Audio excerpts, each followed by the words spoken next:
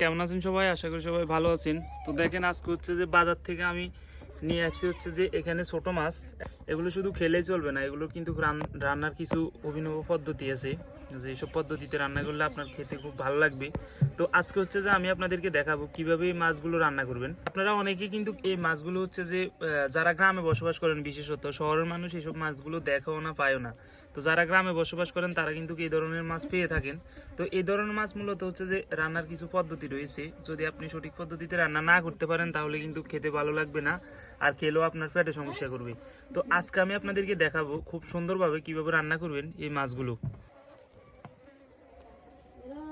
এই যে এটা হচ্ছে উলুয়া মাছ, এখানে উলুয়া মাছ আছে, হোয়া মাছ আছে, হোয়া মাছের চা আর কি, তারপরে ইচা মাছ আছে, সব মাছ মিলেই।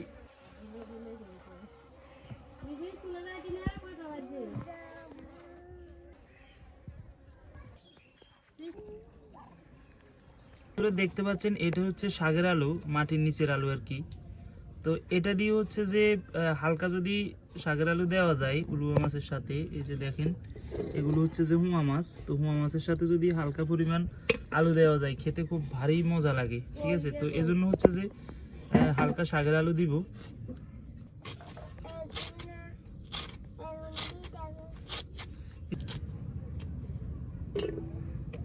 তো এগুলো হচ্ছে উলুয়া মাছগুলো এক্সট্রা ভাবে রান্না হইব। দিয়ে দিচ্ছি পরিমাণ মতো লবণ।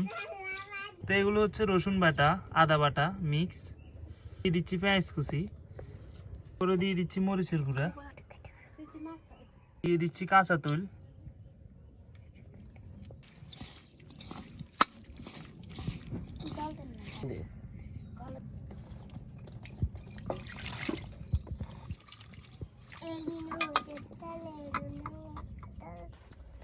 তো এগুলো দিয়ে হচ্ছে যে ইসা মাছ আলু দিয়ে রান্না হবে।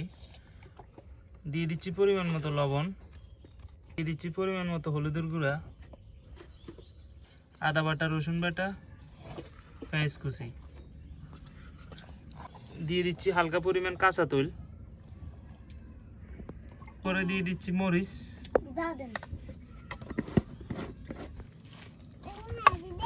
সবগুলো ভালোভাবে মিক্স করে নেবেন।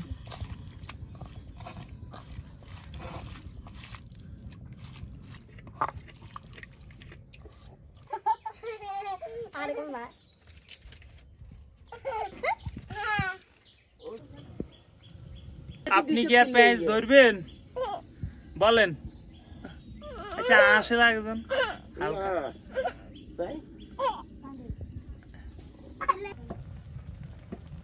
দেখলেন এখানে সর্বপ্রথম হালকা পরিমাণ পানি দিছি, হ্যাঁ। তো পানি দেওয়ার পর এই পানিগুলো হচ্ছে যে টানাই ফেলতে হবে, তো এগুলো টানিয়ে আসছি। তো এই মাছ রান্নার পদ্ধতি হচ্ছে এটা, মানে সিক্রেট টিপস আর কি। তো পানি আগে যেগুলো দিছি ওগুলো হচ্ছে যে টানাই ফেলতে হবে এবং নতুন করে এখন আবার পানি দিতে হবে। তো পানি এগুলো টানা পর্যন্ত অপেক্ষা করতে হবে, এগুলো একেবারে টানিয়ে আসলে এরপরে আবার নতুন করে পানি দিয়ে দিতে হবে। তো আগে পানি যেগুলো আছে ওগুলো টানি গেছে, এখন হচ্ছে যে আবার নতুন করে পানি দিয়ে দেওয়া হয়েছে। তো এই যে দেখেন এখানে হচ্ছে যে এগুলো হয়ে আসছে, যে ঝোল একদম টানিয়ে যেতেছে। কালার দেখছেন কত সুন্দর কালার আছে, দেখেন মাছগুলো হয়ে গেছে, তরকারিগুলো হয়ে গেছে, কত সুন্দর একটা কালার আসছে। তো এগুলো হচ্ছে যে আলুর জন্য তুলে দেওয়া হয়েছে। তো এগুলো হচ্ছে যে আলুর জন্য মরিচ দেওয়া হইতেছে, যেহেতু মিষ্টি আলু সেহেতু মরিচ একটু বাড়তে দিতে হবে।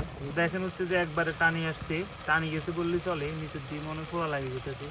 তো এমন অবস্থায় আসলে হচ্ছে যে দিয়ে দিবেন আলুগুলো, শাকের আলুগুলো দিয়ে দিচ্ছি। রান্না হওয়ার পর পরিমাণ মতো দিয়ে দিচ্ছি পানি।